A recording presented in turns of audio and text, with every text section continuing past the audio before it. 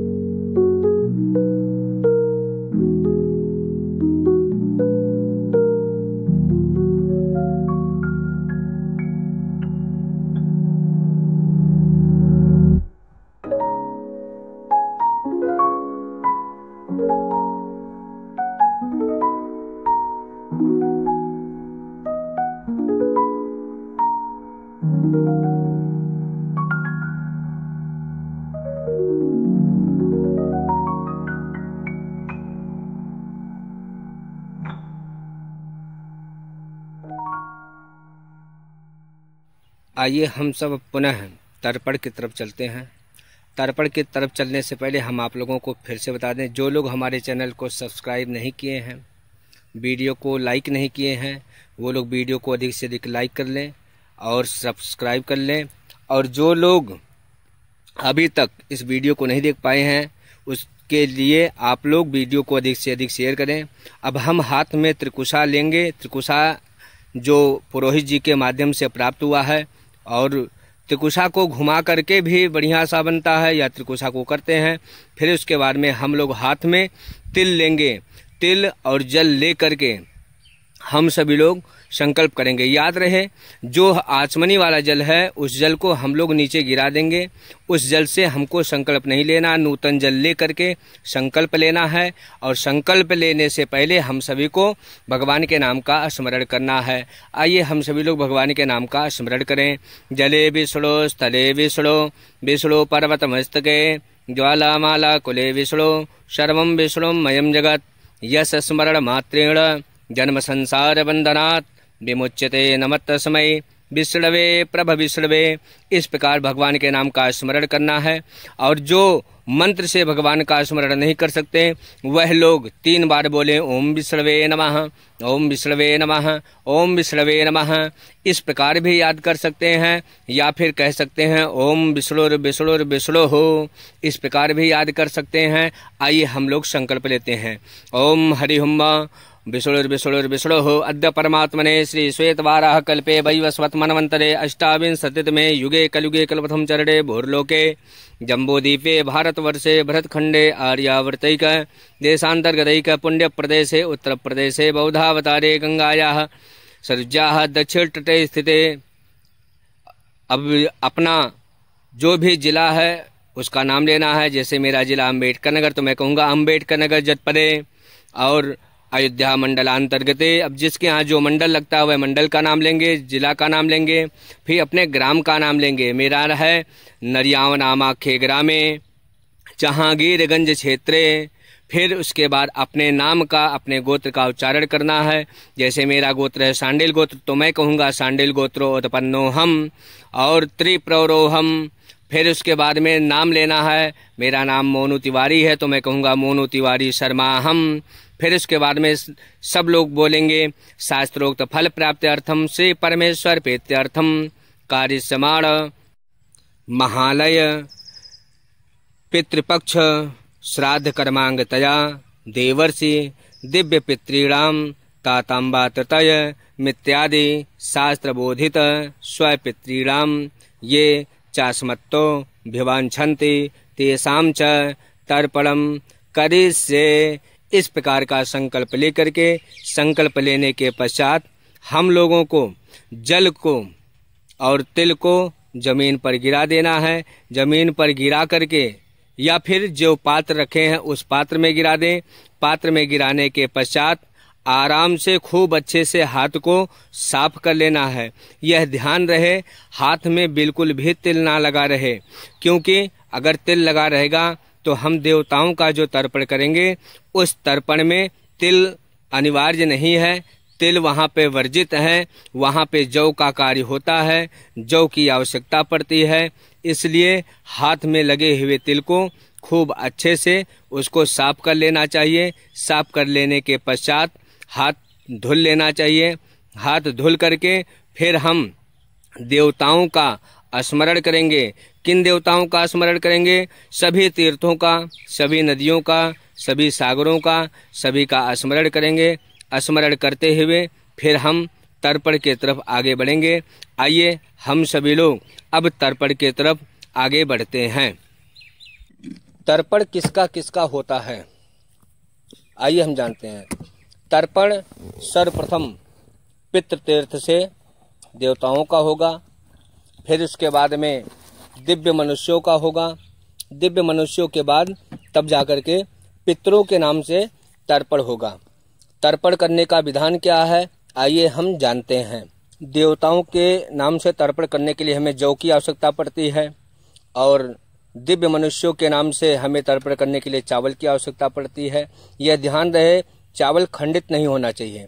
और पितरों के नाम से तर्पण करने के लिए हमें तिल की आवश्यकता होती है।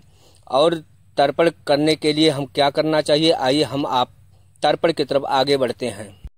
तर्पण करने के लिए हम लोगों को सर्वप्रथम हाथ में कुशा ले लेना है और तिल ले लेना है। सर्वप्रथम हम लोग देव तर्पण करेंगे। देव तर्पण हाथ के अग्रभाग से होता है, इसलिए देव तर्पण में जौ का महत्व बहुत ज़्यादा बताया गया है। आइए हम लोग जौ लेकर के देव तर्पण करते हैं।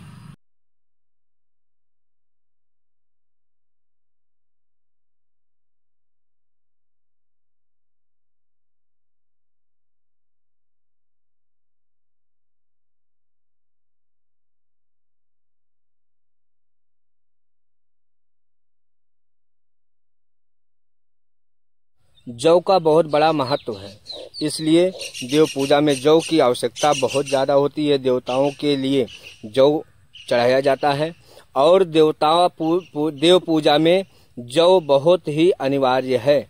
इसलिए हम सभी लोग देव पूजा जब करते हैं तो वहाँ जौ उगाया जाता है। इसके बाद में हम लोगों को हाथ में कुशा लेना है और कुशा को लेकर के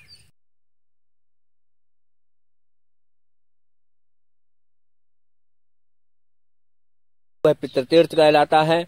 जौ को हाथ में लेंगे, हाथ में लेकर के कुशा रखेंगे और फिर उसके बाद में देवताओं के नाम से तर्पण करेंगे। आइए हम लोग तर्पण करते हैं। ओम ब्रह्मा त्रिपदाम, विष्णुस्त्रिपदाम, रुद्रस्त्रिपदाम, प्रजापतिस्त्रिपदाम, देवास्त्रिप्यंताम, छंदास्त्रिप्यंताम, वेदास्त्रिप्यंताम, ऋषयस्त्रिप्यंताम, पुराणाचार्यास्त्रिप्यंताम, गंधर्वास्त्रिप्यंताम, इतराचार्यास्त्रिप्यंताम, संवत्सरः यवस्व तृप्यंताम, देवस्त्रिप्यंताम, अप्सरस्त्रिप्यंताम, देवानुगास्त्रिप्यंताम, नागास्त्रिप्यंताम, सागरास्त्रिप्यंताम, पर्वतास्त्रिप्यंताम, सरितस्त्रिप्यंताम, मनुष्यास्त्रिप्यंताम, यक्षास्त्रिप्यंताम, रक्षांस्त्रिप्यंताम, पिशाचास्त्रिप्यंताम, सुपर्णास्त्रिप्यंताम, भूतानि तृप्यंताम, पशवस्त्रिप्यंताम, वनस्पतयस्त्रिप्यंताम, औषधयस्त्रिप्यंताम, ओम भूतग्रामस्तुर्विधस्तृप्यताम। इस प्रकार हम देवताओं का तर्पण करेंगे। उसके बाद हम लोग ऋषि तर्पण की तरफ चलेंगे। आइए हम लोग ऋषि तर्पण करते हैं। ओम मरीचिस्त्रिप्यताम, ओम अत्रिस्त्रिप्यताम, ओम अंगिरास्त्रिप्यताम, ओम पुलस्त्रिप्यताम, ओम पुलहस्त्रिप्यताम, ओम क्रतुस्त्रिप्यताम, ओम वसिष्ठस्त्रिप्यताम, ओम प्रचेतास्त्रिप्यताम, ओम भृगुस्त्रिप्यताम, ओम नारदस्त्रिप्यताम। इस प्रकार हम लोग ऋषियों का, देवताओं का तर्पण करते हैं। ऋषियों और देवताओं के तर्पण करने के पश्चात हम लोगों को अब चलना है सनकादि मनुष्यों का तर्पण। सनकादि मनुष्यों का तर्पण करने के लिए हम लोगों को उत्तर दिशा की तरफ मुख कर लेना है। उत्तर दिशा की तरफ मुख करके हम सनकादि ऋषियों का तर्पण करते हैं। ये ध्यान रहे कि तर्पण करते समय कोई भी भूल ना हो, कोई भी चूक ना हो। इसलिए हम आप लोगों के लिए यह वीडियो लेकर के और हमें अब उत्तर दिशा की तरफ मुख कर लेना है। उत्तर दिशा की तरफ सनकादि ऋषियों का तर्पण करना, सनकादि मनुष्यों का तर्पण करना है। और सनकादि मनुष्यों के तर्पण के लिए हमको चावल की आवश्यकता पड़ेगी। हाथ में चावल ले लेंगे और चावल ले करके यह ध्यान रहे कि चावल टूटा हुआ नहीं होना चाहिए। और उसके बाद में हमको जो यज्ञोपवीत है, जो ब्राह्मण वर्ग के लोग हैं, क्षत्रिय वर्ग के लोग हैं, जो यज्ञोपवीत धारण करते हैं वह यज्ञोपवीत को कंठी कर लें। जो वैश्य वर्ग के हैं वह जो गमछा को कंधे पर रखे थे उसको कंठी कर लेंगे। और कंठी कर लेने के बाद में हाथ में यज्ञोपवीत को फंसा करके हाथ में चावल रखेंगे और चावल रख करके सनकादि मनुष्यों का दिव्य तर्पण करेंगे। आइए हम लोग सनकादि मनुष्यों के दिव्य तर्पण की तरफ, यह ध्यान रहे एक एक लोगों के नाम से 2-2 बार जल गिराना है। और हम लोगों को बहुत विशेष ध्यान देना है पितृकार्य के लिए। आइए हम लोग तर्पण करते हैं सनकादि लोगों का। ओम सनकस्य त्रिपदाम, ओम सनकस्य त्रिपदाम, ओम सनंदनस्य त्रिपदाम, ओम सनंदनस्य त्रिपदाम, ओम सनातनस्य त्रिपदाम, ओम सनातनस्य त्रिपदाम, ओम कपिलस्य त्रिपदाम, ओम कपिलस्य त्रिपदाम, ओम आसुरिस्य त्रिपदाम, ओम आसुरिस्य त्रिपदाम, ओम बोधुस्त्रिपदाम, ओम बोधुस्त्रिपदाम, ओम पंचशिखस्य त्रिपदाम, ओम पंचशिखस्य त्रिपदाम। इस प्रकार हम लोगों को सनकारी मनुष्यों का तर्पण करना है और सनकारी मनुष्यों के तर्पण करने के पश्चात हम लोग अब चलेंगे दिव्य पितृ तर्पण की तरफ। दिव्य पितृ तर्पण के लिए हम लोगों को क्या करना चाहिए, आइए हम लोग उसके विषय में जानते हैं।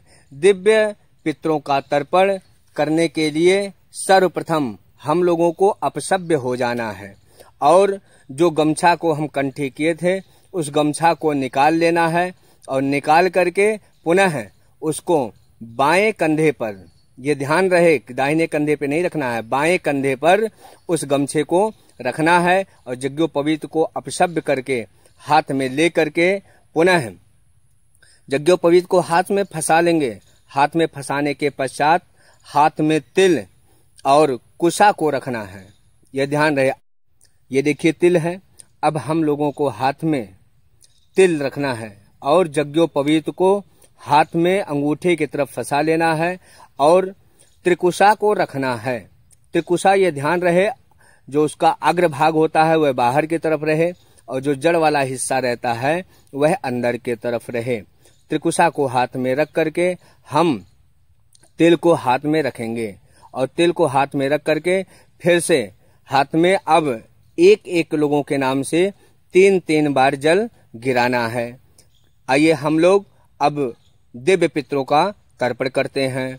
ओम कव्यवाडनलस्य त्रिपदाम इदम सतिलम जलम तस्मै स्वधा तस्मै स्वधा तस्मै स्वधा।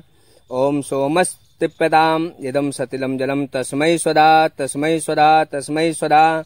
ओम यमस्त्रिपदाम इदम सतिलम जलम तस्मै स्वधा तस्मै स्वधा तस्मै स्वधा। ओम अरिमात्रिपदाम इदम सतिलम जलम तस्मै स्वधा तस्मै स्वधा तस्मै स्वधा। ओम अग्निस्वाताः पितरस्त्रिप्यन्ताम इदम सतिलम जलम तेभ्यः स्वधा तेभ्यः स्वधा तेभ्यः स्वधा। ओम सोमपाः पितरस्त्रिप्यन्ताम इदम सतिलम जलम तेभ्यः स्वधा तेभ्यः स्वधा तेभ्यः स्वधा। ओम बरिषदः पितरस्त्रिप्यन्ताम इदम सतिलम जलम तेभ्यः स्वधा तेभ्यः स्वधा तेभ्यः स्वधा। इस प्रकार हम दिव्य पितरों का तर्पण करेंगे। दिव्य पितरों का तर्पण करने के पश्चात हम लोग यम तर्पण करेंगे। यम तर्पण क्यों किया जाता है, क्योंकि यमराज के नगर में जो भी हमारे पितृ नाना प्रकार की यातनाओं को सह रहे हैं उनके कष्ट को खत्म करने के लिए और यम के गणों को, यम के पितरों को तृप्त करने के लिए हम लोग यम तर्पण करेंगे। यम तर्पण में जो यमराज के नगर में मुख्य लोग हैं उनको तर्पण देंगे, उनको जल देंगे। एक लोगों के नाम से 3-3 बार जल देना है। ओम यमाय नमः, ओम यमाय नमः, ओम यमाय नमः, ओम धर्मराजाय नमः, ओम धर्मराजाय नमः, ओम धर्मराजाय नमः, ओम मृतवे नमः, ओम मृतवे नमः, ओम मृतवे नमः, ओम अंतकाय नमः, ओम अंतकाय नमः, ओम अंतकाय नमः, ओम वैवस्वताय नमः, ओम वैवस्वताय नमः, ओम वैवस्वताय नमः, ओम कालाय नमः, ओम कालाय नमः, ओम कालाय नमः, ओम सर्वभूतक्षयाय नमः, ओम सर्वभूतक्षयाय नमः, ओम सर्वभूतक्षयाय नमः, ओम औदुम्बराय नमः, ओम औदुम्बराय नमः, ओम औदुम्बराय नमः, ओम दध्नाय नमः, ओम दध्नाय नमः, ओम दध्नाय नमः, ओम नीलाय नमः, ओम नीलाय नमः, ओम नीलाय नमः, ओम परमेष्ठिने नमः, ओम परमेष्ठिने नमः, ओम परमेष्ठिने नमः,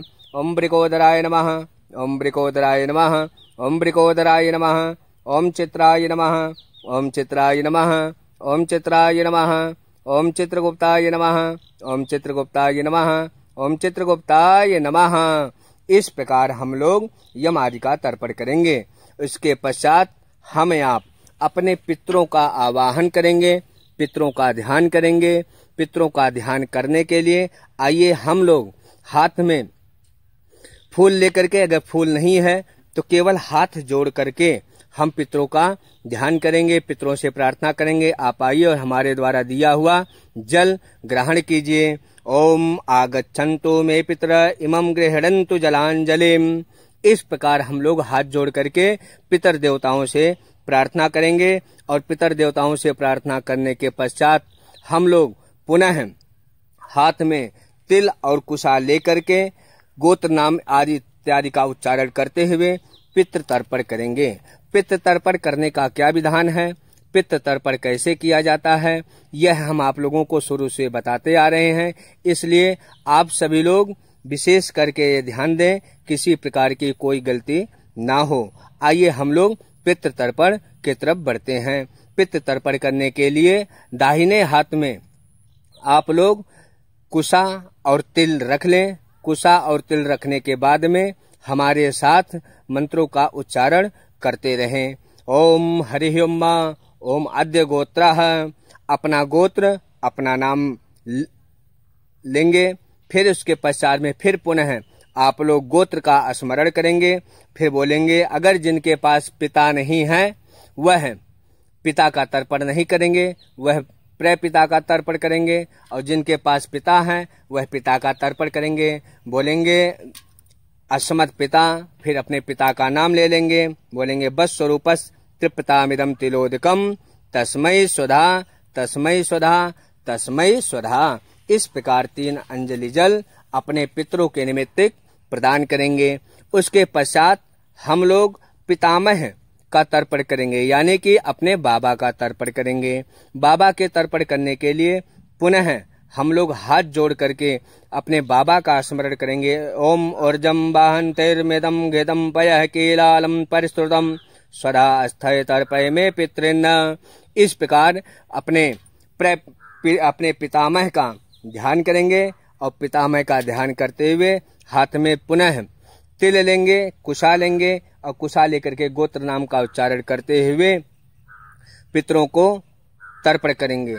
ओम अद्य गोत्रः, जिसका जो गोत्र है, जो नाम है, ले लेंगे। पुनः गोत्र लेकर के बोलेंगे अस्मत् पितामह, फिर उनका नाम ले लेंगे। जो ब्राह्मण होंगे वो बोलेंगे शर्माणस्य, और जो क्षत्रिय होंगे वो बोलेंगे वर्माणस्य, और जो वैश्य होंगे वो बोलेंगे गुप्तस्य, और जो शूद्र होंगे वह बोलेंगे शूद्रस्य। इस प्रकार तर्पण करेंगे। ओम अद्य गोत्रः अस्मत् पितामह अमुक शर्माहम।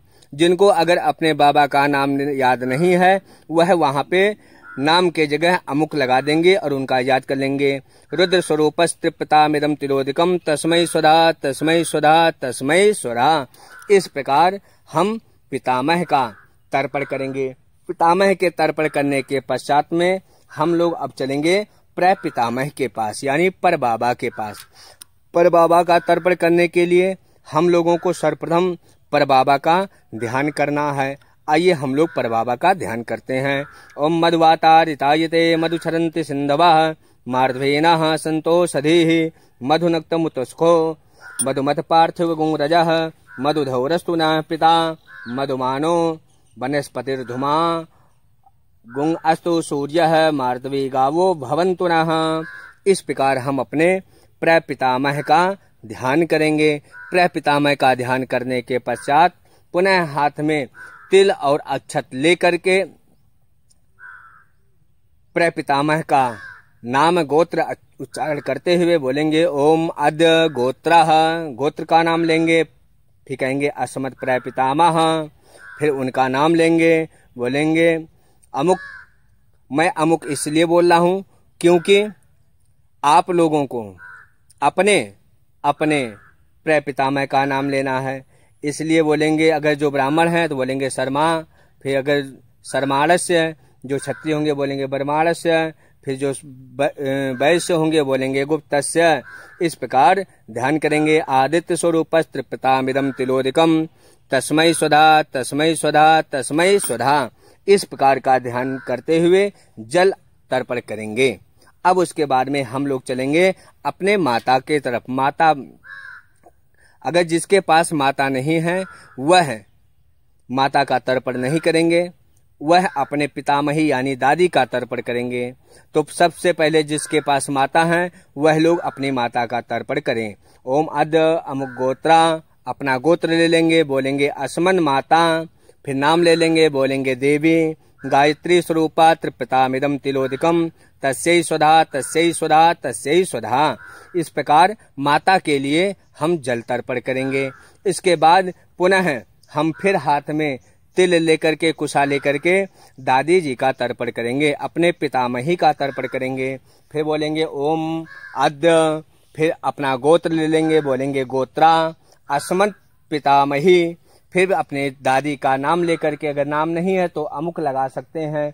फिर बोलेंगे देवी सावित्री स्वरूपा त्रिपितामिदं तिलोदकम तस्यै स्वधा तस्यै स्वधा तस्यै स्वधा। इस प्रकार दादी का तर्पण करेंगे।